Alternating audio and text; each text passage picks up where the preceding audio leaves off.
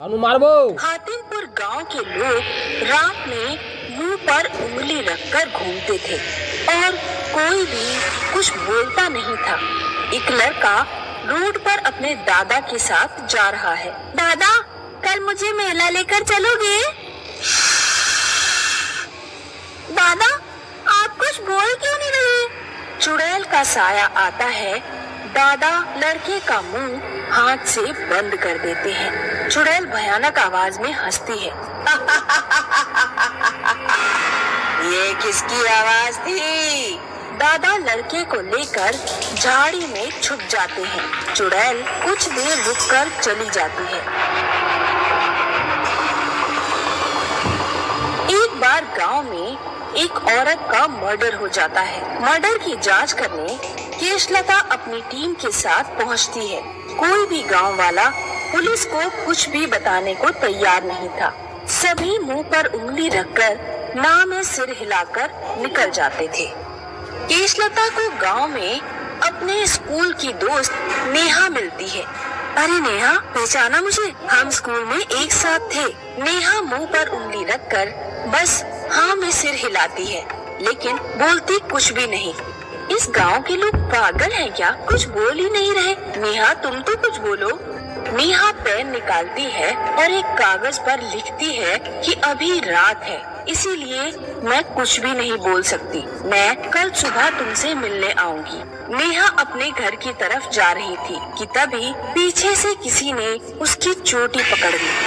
नेहा डर के मारे पीछे देखने की हिम्मत नहीं कर पा रही थी। उसने अपने सूट से कैंची निकाली और बिना पीछे देखे ही अपनी चोटी काट दी और भागती हुई सीधा अपने घर पहुंच गई। अगले दिन नेहा केशलता के पास पहुंचती है। सबसे पहले ये बताओ कि गांव के लोग रात में कुछ बोलते क्यों नहीं? गांव में जुबान काट कर ले जाने वाली एक अंधी चुड़ैल आती है।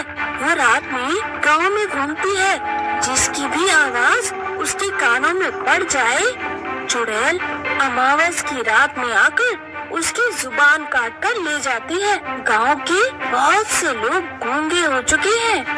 कैसे पागलों जैसी बातें कर रही हो? मतलब मैं रात में बोलती रही तो अंधी चुड़ैल किसी अमावस्या की रात मेरी भी जीभ काट कर ले जाएगी।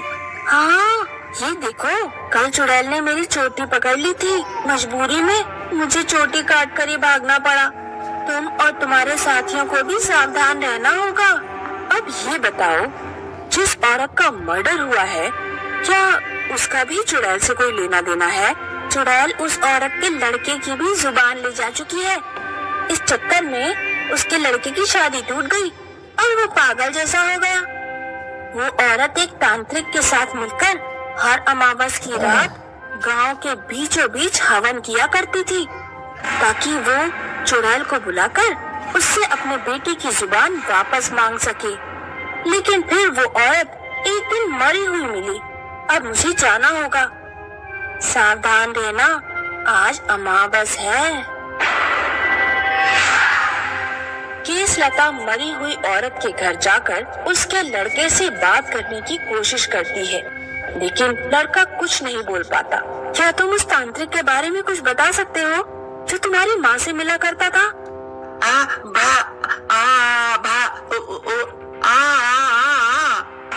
रात हो जाने पर केशलता उस जगह पर जांच करने पहुंचती है जहां औरत तांत्रिक के साथ मिलकर हवन किया करती थी। तभी अचानक केशलता को महसूस हुआ कि जुबान निकालने वाली चुड़ैल उसके पीछे खड़ी है।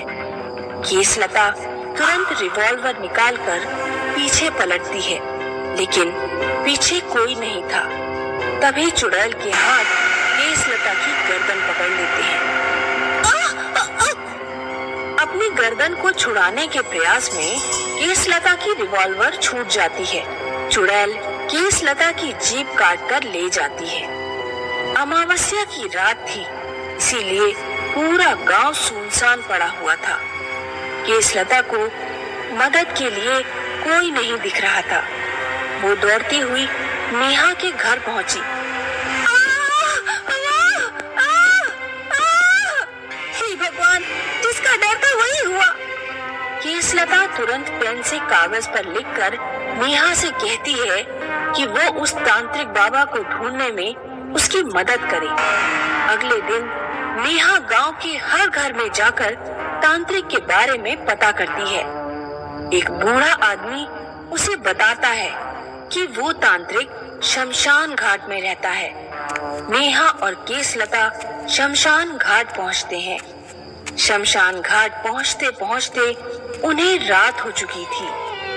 घनी अंधेरी रात में सुनसान सड़क, जिसके दोनों ओर घना जंगल है। पर केशलता और नेहा शमशान घाट की तरफ बढ़ रहे थे। अंधी चुड़ैल उनके कदमों की आवाज सुनकर सड़क पर आ जाती है। नेहा अपने मुंह पर उंगली रखकर केशलता को इशारा करती है कि हमें बिल्कुल भी आवाज नहीं करनी है। दोनों अपने पैरों से जूते निकाल देते हैं और नंगे पैर ही शमशान घाट की तरफ बढ़ते हैं ताकि आवाज ना हो। दोनों को तांत्रिक मिल जाता है।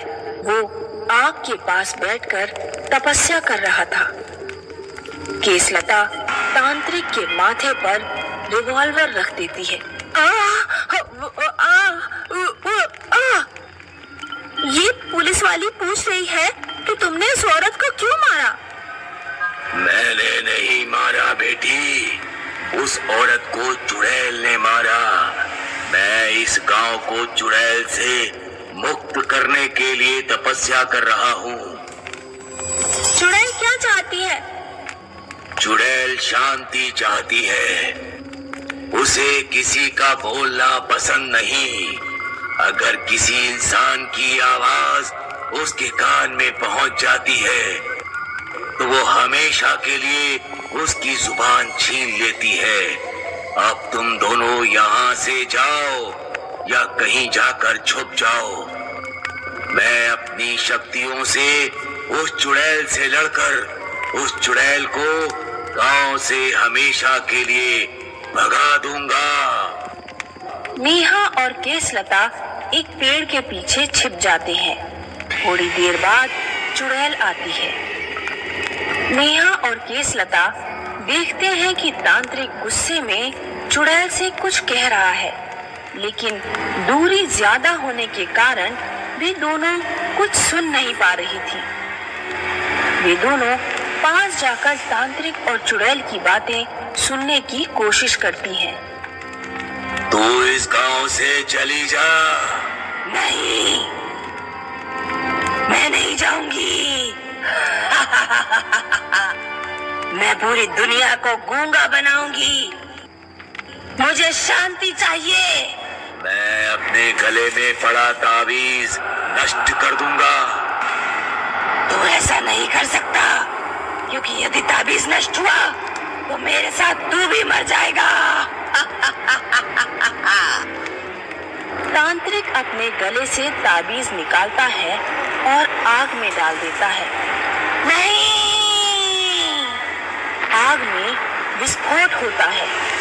चुड़ैल मर जाती है और तांत्रिक मरणासन अवस्था में पहुंच जाता है। चुड़ैल के मरते ही केशलता की आवाज वापस आ जाती है। केशलता और नेहा दौड़ते हुए तांत्रिक के पास पहुंचते हैं। ये आपने क्या किया बाबा? चुड़ैल को मारने के लिए अपनी जान खतरे में डाल दी।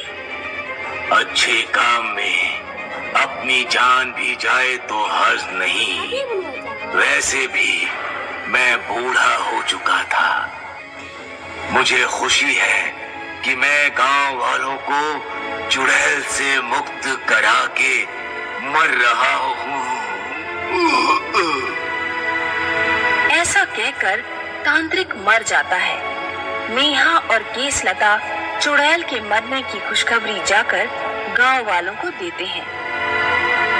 उस दिन के बाद गांव वाले रात में भी बातचीत करना शुरू कर देते हैं।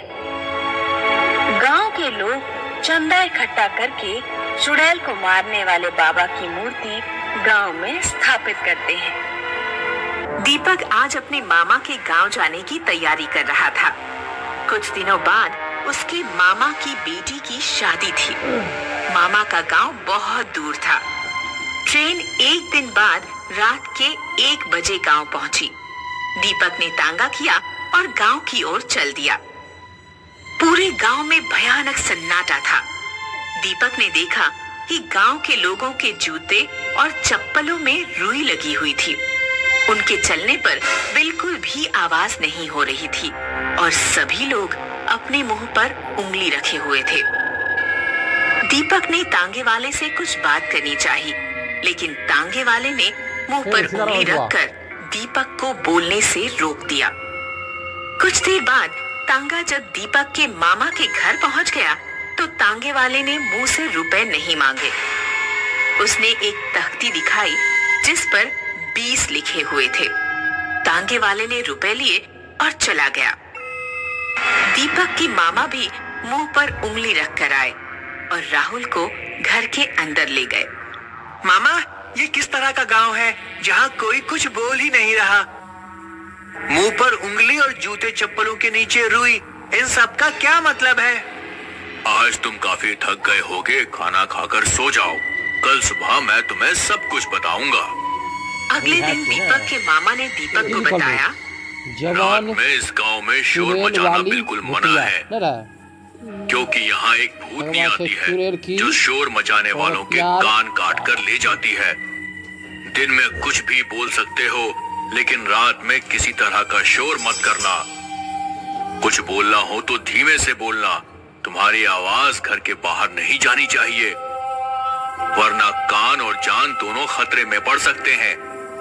अगर भूतनी को ज्यादा गुस्सा आ जाए तो कान काटने के साथ साथ वो जान भी ले लेती है। अपने मामा की बातें सुनकर दीपक सहम गया। मामा, तो क्या शादी में डीजे नहीं बजेगा? डीजे बजेगा, लेकिन सिर्फ दिन में। सूरज डूबते ही डीजे बंद कर दिया जाएगा। रात में दीपक को डर के मारे नींद नहीं आ रही थी। 2 बजे के करीब उसने किसी कुत्ते के भौंकने की आवाज सुनी। दीपक पानी पीने के बहाने उठकर गया और थोड़ा सा दरवाजा खोलकर उसने बाहर देखने की कोशिश की।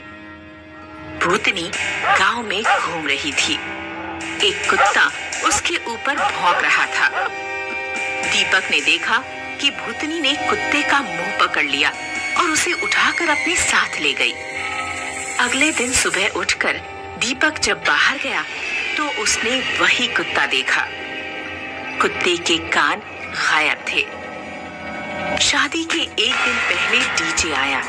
गांव के लोग डीजे पर दिन में नाच लिए। रात होते ही डीजे बंद कर दिया गया और उसे उठाकर घर के पिछवाड़े में रख दिया गया। मामा की लड़की रेखा, जिसकी शादी थी, अपनी एक सहेली से बातें कर रही थी। शादी के बाद सारी मौज मस्ती खत्म हो जाएगी, फिर तो कोई मुझे डीजे पर नाचने नहीं देगा। क्यों ना आज मैं और तू डीजे पर नाच ले? लेकिन रात हो चुकी है, कहीं भूतनी आ गई तो? शादी से पहले ये मेरी अंतिम ख्वाहिश है, मैं इसे पूरा करना चाहती हूँ। इस समय मम्मी और पापा भी घर पर नहीं है। रेखा और उसकी सहेली ने डीजे चला दिया और दोनों नाचने लगी। तभी भूतनी वहां आ गई। लगता है तुम दोनों को मौत से डर नहीं लगता। तुम दोनों के कान काटने ही पड़ेंगे। रेखा की सहेली तो भाग गई, लेकिन भूतनी ने रेखा को पकड़ लिया और उसके कान काट कर ले गई। कुछ देर बाद दीपक के मामा मामी घर लौटे। उन्होंने जब रेखा को रोते हुए देखा तो वे सब कुछ समझ गए। बेटी, क्या तू पागल हो गई थी? सब कुछ जानते हुए तूने डीजे क्यों चलाने दिया? अब पता नहीं बिना कान की लड़की से लड़के वाले शादी करेंगे भी या नहीं। पापा, उस चुड़ैल को मेरे कान ले जाने का क्या अधिकार है? वो हम गांव वालों को शोर मचाने पर क्यों दंडित करती है? मुझे अपने कान वापस चाहिए।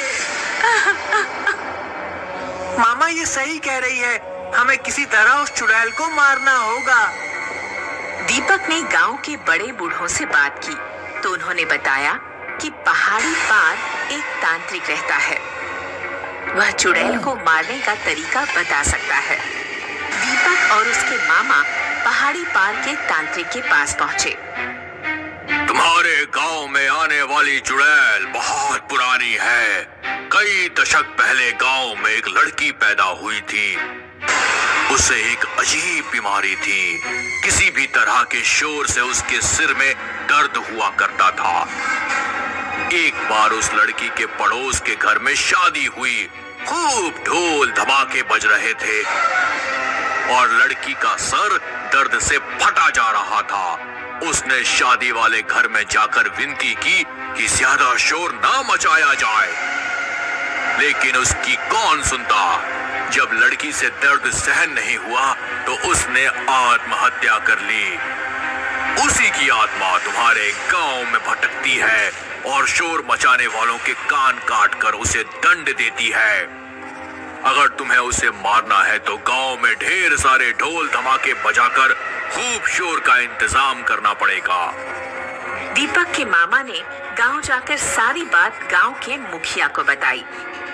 एक रात चुड़ैल को मारने का इंतजाम किया गया।